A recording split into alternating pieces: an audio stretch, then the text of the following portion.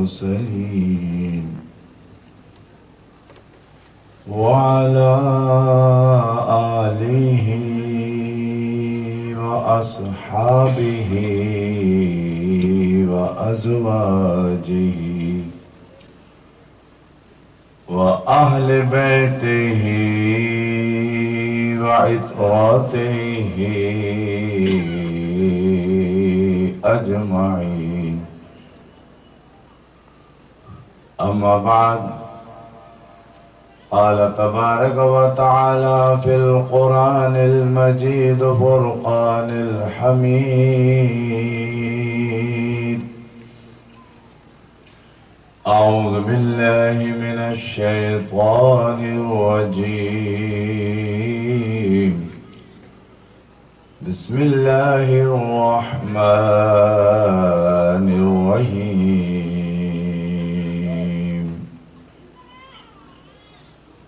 يا أيها الذين آمنوا اتقوا الله وكونوا مع الصادقين. صدق الله المولانا العظيم، وبلغنا رسوله النبي الكريم، ونحن على ذلك لمن الشاكرين والشاهدين، والحمد لله رب العالمين. قال عز وجل في وصفه الحبيب الكريم: إن الله وملائكته يصلون على النبي يا أيها الذين آمنوا صلوا عليه وسلموا تسليما. اللهم صل على مولانا محمد معدل الجود والكرم وآله وأصحابه وبارك وسلم عليه صلاة وسلاما عليك يا سيدي يا رسول الله، وعلى آلك وأصحابك يا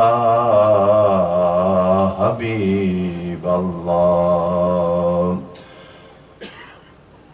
میرے دینی بزرگوں، دوستوں، محبوں اور بالخصوص میرے استاد گرامی شیخ مجاز حضرت شیخ طریقت حاجی محمد رفیق صاحب نقشبندی دارالقاتکم عالیہ، یہ آج ہمارے اس حلقہ قادریہ رضویہ کی ایک بڑی خوش نصیبی ہے کہ الحمدللہ آج ہمارے حلقہ ذکر اللہ میں اس زمانے کے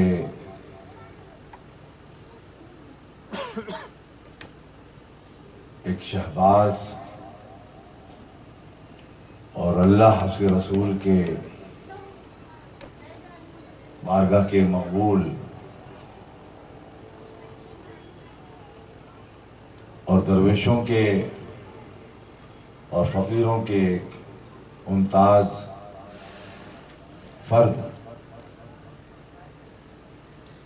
اور صحابہ کرام رضوان اللہ تعالی اجمعین کے مزارات کے خادم خاص اور نبی کریم رؤوف رحیم صلی اللہ علیہ وسلم کی بارگاہ میں بار بار حاضری کا شرف حاصل کرنے والی شخصیت آج ہمارے اور آپ کے درمیان موجود ہے.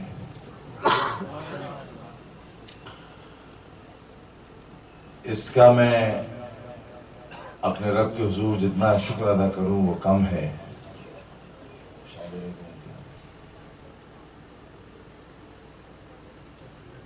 اس لیے کہ یہ پودا میں نے، جو میرے پرانے مریدین یہاں پر ہیں ان کی یادداشت میں ہوگا کہ 1994 میں نے یہ پودا لگایا تھا، اور ذیقات کا مہینہ تھا، جمعرات کا دن تھا۔ میں نے اللہ کا نام لے کر اس کام کا بیڑا اٹھایا۔ وقت گزرتا گیا، آپ جیسے مخلصین جو ہے وہ شامل ہوتے گئے، اور قافلہ کچھ سست رفتاری سے چلتا ہی رہا، آگے بڑھتا ہی رہا۔ میں نے کام کی ابتدا تو کر دی تھی، لیکن خائف رہتا تھا اس بات سے کہ میں اس قافلے کو سنبھالوں گا کس طریقے سے۔ کسی کا بچہ گود لے لینا تو آسان ہے، پالنا بہت مشکل ہے۔ جو مرید ہم کرتے ہیں یہ گود پالتے ہیں، تو خوشی خوشی ہم لے لیتے ہیں، جن کی اولادیں نہیں ہوتی وہ بہت جلدی لے لیتے ہیں، لیکن جب پالتے ہیں تو پھر کبھی کبھی احساس ہوتا ہے کہ یہ تو پالک کا بیٹا ہے، میرا تو بیٹا نہیں ہے، پالک کا بیٹا ہے، میرا بیٹا نہیں۔ تو ذہنی پریشانی میری اپنی تھی، میں جانتا تھا، میں اس میں کسی سے شیئر نہیں کرتا تھا کہ میں قافلہ بڑھاتا چلا جا رہا ہوں، اور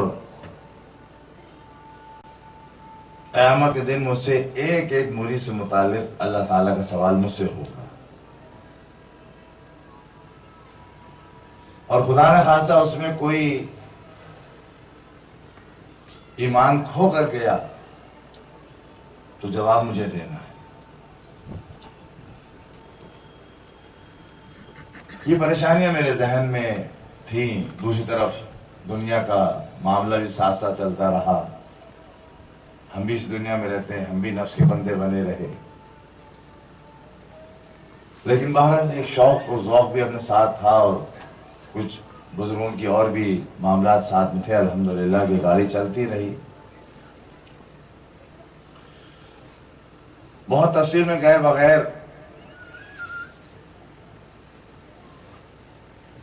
اللہ کے آگے میں اس معاملے میں خاص طور سے گڑگڑاتا رہا کہ اللہ تعالیٰ کوئی بندوبست ایسا کر دے کہ میری ایسی تربیت ہو جائے، مجھے اللہ تعالیٰ ایسا کر دے تاکہ میں سب کو سنبھال سکوں۔ اس لیے جب تک کہ میں پورے طور پر سنبھلا ہوا نہیں ہوں یا میں سنبھالنے کے لائق نہ ہوں، اگر میں ملاح ہوں اور میری کشتی میں 100 آدمی سوار ہیں تو 100 کے 100 مجھ پر ڈیپینڈ کر رہے ہیں کہ ملاح صاحب ہمیں ایک منزل تک پہنچائیں گے یا نہیں پہنچائیں گے۔ تو اس ملاح کی صورت میں اپنے آپ کو لیے آگے بڑھ رہا تھا، لیکن کوئی مجھے مکمل کامل شخص نہیں مل رہا تھا کہ مجھے اور آگے وہ لے کے جاتا، مجھے سنبھالتا۔ یہ اللہ کا بڑا کروڑہ احسان عظیم ہوا اس حلقے پر، اور خاص طور سے مجھ پر، کہ آج سے تقریباً 2-2.5 سال پہلے مجھے حضرت کی ساتھ تعلق میرا قائم ہوا، اور حضرت سے میری فون پر پہلی دفعہ گفتگو ہوئی۔ اور آپ کو یاد ہوگا کہ چند مہینوں کے بعد میں نے حضرت کی آواز بھی یہاں سنائی تھی، غالباً رمضان کا یا شعبان کا حلقہ تھا، اس میں حضرت کی دعائے خیر نے بڑی ہمیں ایک تقویت بخشی تھی۔ پھر کچھ عرصے کے بعد آپ کا کراچی آنا ہوا، اور یہاں پر آپ سب نے کچھ دن پہلے بھی ملاقات کی۔ پھر میں نے حضرت کے سامنے اپنی گزارشات پیش کی، اور جب گزارشات پیش کی تو پھر حضرت نے الحمدللہ اپنے آغوش میں لے لیا۔ نعرہ تکبیر، اللہ اکبر، نعرہ رسالت، سبحان اللہ، سبحان اللہ، یہ ذرا نعرہ زور سے لگائیے، یہ آپ نعرہ سمجھے نہیں اصل میں، یہ اس کی تشریح تو میں بعد میں کروں گا، لیکن یہ حضرت کی خاص اس پر توجہ ہے کہ جب ہم جشن میں عید النبی کا نعرہ لگاتے ہیں تو ہوتا کیا آپ کو معلوم ہے؟ ہوتا کیا؟ لفظ سبحان اللہ کیوں کہا گیا؟ ٹھیک ہے نا، یہ کیوں کہا گیا؟ بات یہ ہے کہ جس کا جشن منایا جائے جب وہ نظر آئے گا تو آپ کیا کہیں گے؟ سبحان اللہ، سبحان اللہ، سبحان اللہ، سبحان اللہ، سبحان اللہ۔ اور مجھے انشاءاللہ امید ہے، حضرت نے وعدہ بھی کیا ہے کہ کسی میلاد النبی کے موقع پر بھی کراچی ضرور تشریف لائیں گے، اور اس جشن کے اندر ضرور آپ حضور کی سبحان اللہ، کیونکہ تو کام ان حضرات کا ہے نا، تو یہ نعرہ یہ ہے۔ تو آپ جب بھی لگے تو سبحان اللہ۔ ابھی دیکھیں یہ مخصوص آپ کو ملے گا، ہر جگہ تو نہیں ملے گا، یہ کیفیت آپ کو ہر جگہ نہیں ملے گی، اس لیے جب جشن منایا جاتا ہے، جب بھی جشن آپ منائیں گے کسی کا تو وہ جشن والا تو ساتھ میں ہوگا نا، بغیر سے جشن تو نہیں منتا۔ روحانیت کے ساتھ اپنے کا حق ہے، روحانیت تو سب کے لیے ہے، جسمانیت تو کسی کے لیے ہے یا نہیں ہے؟ تو جسمانیت تو نبی کریم صلی اللہ علیہ وسلم کے لیے ثابت ہے کہ ان کی جسمانیت ہوگی تو جشن میلاد النبی منایا جائے گا، اور ہوتی ہے الحمدللہ۔ تو الحمدللہ یہ کرم رہا اور حضرت سے ملاقات ہوئی اور میں نے مدعا اپنا سامنے پیش کر دیا، تو اب یوں سمجھ لیجئے کہ کشتی کا اصل ملہ جو ہے وہ آپ، ہم تو ان کے پیچھے چلنے والے ہیں، اس لیے کہ اور پھر یہ حضرات وہ ہیں، میں تو آپ کو بیعت کرتا ہوں، آپ بیعت ہو جاتے ہیں، شاید کسی کو سرور ملتا ہو بیعت کے وقت کہ بھئی ہم نے یہ بیعت کیوں کی، کیسے کی، کیا ہوا، بہت زیادہ احساس نہیں ہوتا، کسی کا ہوتا ہے، محسوس ہو جاتا ہے، اس کو بھی ہمیں بھی کرتے وقت محسوس ہوتا ہے جب بیعت ہو رہی ہوتی ہے۔ اصل میں بیعت ہونے کے بعد یا بیعت کرتے وقت، جس وقت بیعت ہو رہی ہوتی ہے تو وہ بیعت جب آپ ہاتھ میں ہاتھ دے رہے ہوتے ہیں تو وہ ہاتھ ان دو ہاتھ تک محدود نہیں ہوتا اور رسول پاک تک ہاتھ موجود ہوتا ہے۔ اب یہ اہل نظر ہیں، یہ اہل کشف ہیں، اہل تصور ہیں، تصوف ہیں کہ یہ بعض وقت ہماری نظروں کو اتنا گہرا کر دیتے ہیں کہ ہم بھی دیکھ لیتے ہیں اس کو، ورنہ ہر کوئی تو نہیں دیکھ سکتا، نہ دکھا سکتا، نہ ہم نے آج تک، ہم دعویٰ بھی نہیں کر رہے سر، لیکن صاحب کشف کے ساتھ جب بیٹھتے ہیں تو پھر یقیناً ایک احساس جو ہے وہ ہمارا بڑھتا ہے، محسوس ہوتا ہے۔ میں نے پچھلی بار بھی تقریر کیا، تقریر میں نہیں کر رہا بھی، حضرت سارے ملفوظات حضرت کے ہی ہوں گے آج۔ حضرت کے بیان کے دوران یا ان کے پورے ذکر اذکار کے دوران جو کیفیت ہوگی وہ آپ کو کہیں اور نہیں ملے گی۔ وقت کی کوئی قید نہیں ہے، جس کو جلدی ہو خاموشی سے اٹھ کے چلا جائے۔ مجھے نہیں معلوم کہ 1 بجے گا کہ 2 بجے گا یا 11 بجے گا کہ 10 بجے گا، مجھے کچھ نہیں معلوم۔ اس لیے اس مجلس کی جب شروع ہوگی حضرت کی مجلس تو وہ مجلس صرف حضرت آپ ہی کے سامنے نہیں ہوں گے، پتہ نہیں یہاں کون کون ہوگا اور کون کون ہوگا یہاں پر۔ اگر ہم نے اپنے آنکھوں کو حضرت کے آنکھوں کے ساتھ ملا کے رکھا اور قلب کے ساتھ پیوستہ رکھا تو شاید آپ بھی کچھ دیکھ لیں گے، تو جب حضرت ملفوظات بیان کر رہا ہوں تو حضرت کے قلب پر نظر رکھیے، اس طرف دیکھتے رہیے. پھر وقت گھڑی مارنا دیکھیے گا کہ گھڑی میں کیا بج گیا ہے.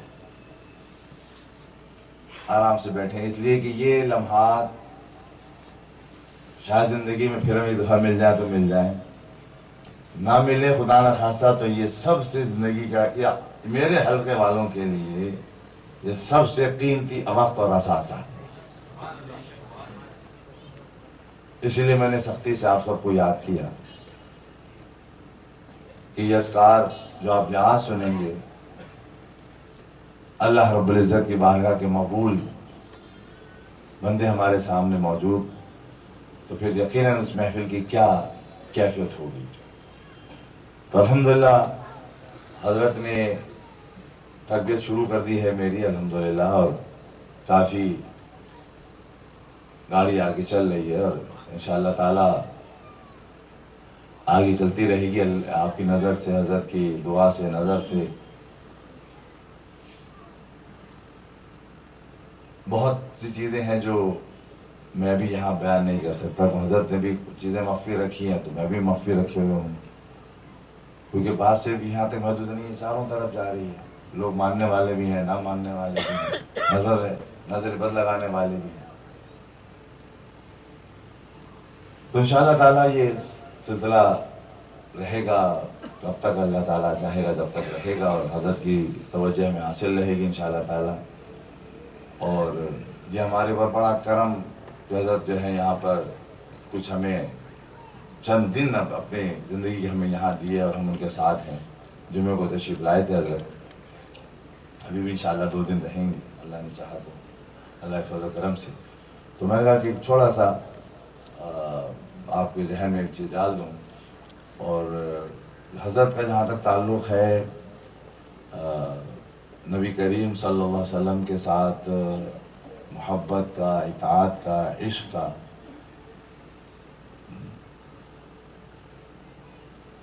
اس کے لیے میرے پاس الفاظ نہیں.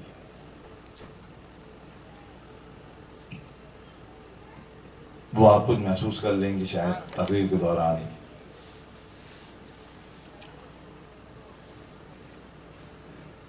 ہم جو واقعات میں نے بہت سارے آپ لوگوں کو سنائے اگر یاد ہوں اہل اللہ کے، کہ اہل اللہ کا موقف یہ ہے کہ وہ وقت ہماری موت کا وقت ہوتا ہے کہ جب حضور نبی کریم صلی اللہ علیہ وسلم ہماری آنکھوں سے اوجھل ہوتے ہیں. وہ ہمارے لیے موت کا وقت.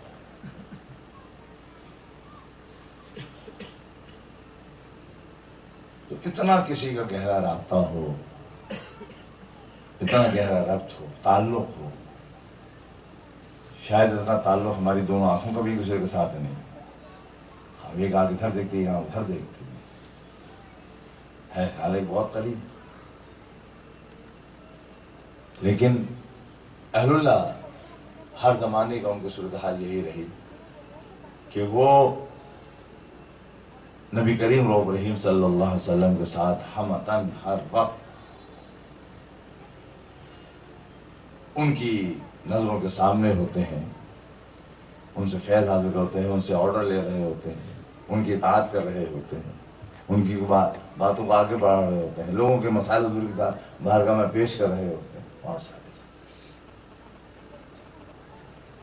تو آج ایک اس کتابی شکل کے اہل اللہ میں سے ہمارے درمیان ہمارے حاجی رفیق صاحب دارالقدم عالیہ موجود ہیں. ان کی فضل و برکات سے، ان کی فیض سے انشاءاللہ ہم اسے حاصل کریں گے. اور اب میں 1-2 نعتیں ہم سنتے ہیں تاکہ پھر پروگرام کو آگے لے کے چلیں. تو میں پہلے جناب جنید یاسین صاحب سے کہوں گا کہ تشریف لائیں. اور اچھا ایک بات آپ لوگ سن لیں، سارے موبائل فون بند کر دیں، سارے موبائل بند کر دیں. جو اٹھ کے بار بار جائیں گے نا موبائل کے لیے، سب موبائل بند کر دیں. کسی کی ایمرجنسی ہے تو اٹھ کے پہلے چلا جائے، محفل کو خراب نہ کریں. تو جنید یاسین صاحب ایک حمد پڑھیں گے، اس کے بعد نعت رسول اللہ صلی اللہ علیہ وسلم، اس کے بعد انشاءاللہ دوسری کا اذکار کریں.